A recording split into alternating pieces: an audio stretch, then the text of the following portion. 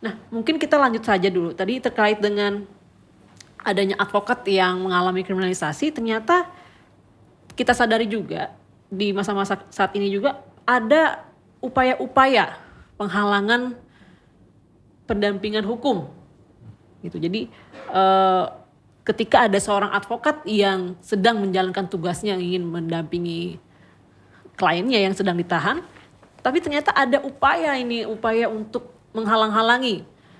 Contohnya saya sendiri ya selaku advokat juga pernah mengalami langsung ketika beberapa kasus-kasus politik khususnya, yang mana banyak waktu itu di kasus aksi reformasi di korupsi di depan DPR yang tahun 2019 yang menolak RKUHP, menolak RUU Minerba dan sebagainya.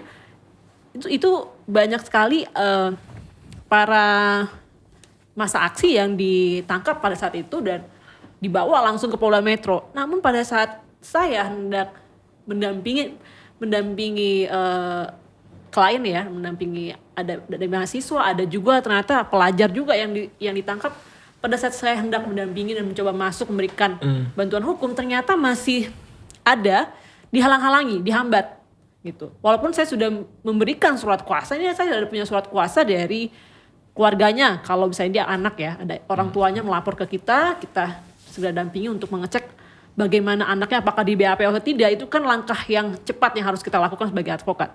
Ketika saya sendiri untuk melakukan pendampingan itu, aksesnya itu sangat dihambat, sangat dipersulit untuk bisa masuk gitu ya, gitu, dengan berbagai alasan. Nah mungkin saya ingin meminta tanggapannya kepada Ibu Kombes Pol Fidian terkait dengan adanya tadi proses penghalang-halangan pemberian bantuan hukum terhadap advokat. Itu bagaimana Bu tanggapan Ibu? Ya silakan Bu. Terima kasih Mbak. Itu di Polda ya Mbak? Iya betul di Polda. Halo ya? Iya betul Bu. Di Polda. Oh iya kebetulan saya di Mabes. Mudah-mudahan di Mabes belum pernah soalnya. Saya dengar.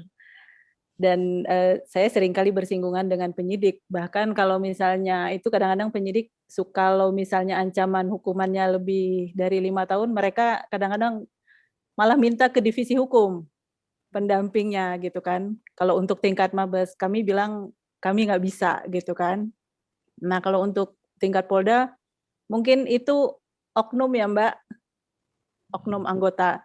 Tapi setahu saya penyidik itu sudah mengerti gitu. Kalau misalnya ancaman hukumannya di atas 5 tahun mereka wajib untuk didampingi.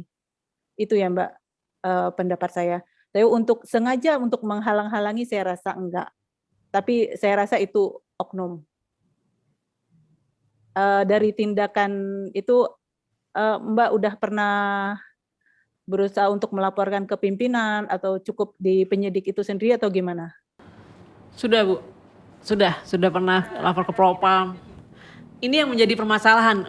Ketika kami melaporkan ke Propam, prosesnya sangat lama dan ketika kita menyurati itu suratnya kadang ada yang dibalas, ada juga yang tidak dibalas. Untuk kasus yang kemarin belum ada respon Bu. Ketika kami sudah, ya betul. Karena untuk pengawasan kinerja itu kan ke Propam, ke Irwasum juga sudah Mbak? Irwasum untuk tingkat Polda Irwasda, tembusan. Tembusan sudah saya sampaikan. Berkaitan dengan permasalahan-permasalahan itu, nanti Irwasum akan membuat semacam tim investigasi, biasanya seperti itu Mbak. Nanti kami coba tindak lanjuti Mbak, kami coba cek apa yang menjadi kendala Mbak. Tapi mungkin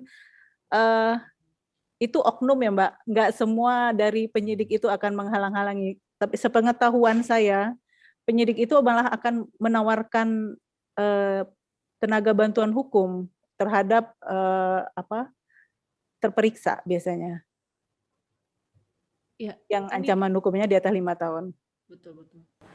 Ya ini yang mungkin menjadi problem juga ya Bu. Jadi kita telah ketahui bersama bahwa memang ada lawyer yang disediakan ya dari pihak kepolisian biasanya kalau ancamannya memang di atas 5 tahun. Namun dalam perkara yang pernah saya tangani dari pihak keluarga dan pihak si tersangka ini inginnya menggunakan jasa Lembaga Bantuan Hukum Jakarta. Iya betul. Tapi memang ketika kami masuk, nah, itu tadi banyak proses yang dipersulit, banyak yang apa namanya?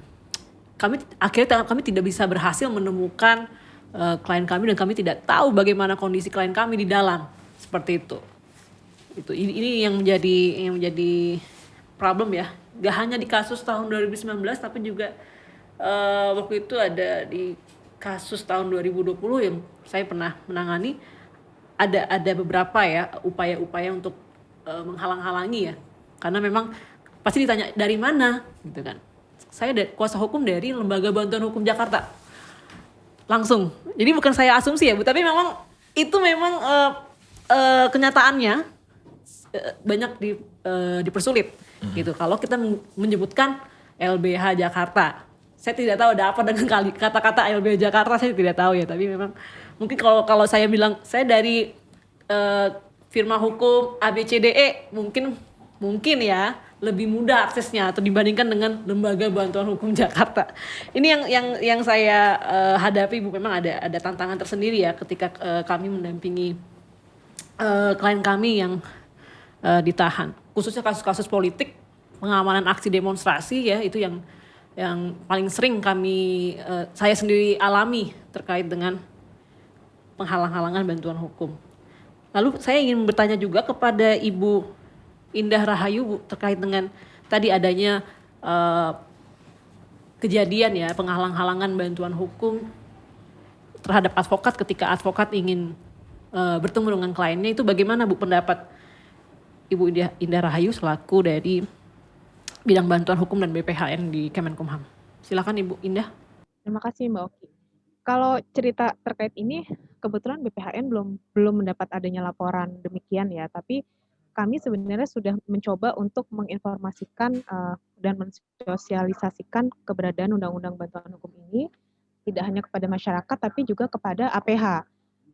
Dengan misalnya kami melakukan MOU pada tahun 2016, saya agak lupa ya 2016 atau 2017 itu dengan kepolisian, menteri dengan kepolisian, kemudian dengan Kejaksaan Agung, dengan Mahkamah Agung juga, gitu, dengan harapan nanti kalau misalnya ada kasus atau perkara yang menggunakan nama-nama ini yang tertuang dalam SK Menteri Hukum dan HAM, mohon diberikan akses seluas-luasnya untuk mendampingi. Itu yang bisa kami upayakan, dan sampai hari ini sih alhamdulillah ya kami belum menerima laporan-laporan adanya penghalangan itu. Malah beberapa Kapolri di Polsek dan Polres itu sudah bekerja sama dengan organisasi bantuan hukum yang terakreditasi oleh Kementerian Hukum dan HAM. Mungkin itu Mbak Oki. Ya baik, terima kasih atas respon dan tanggapannya Ibu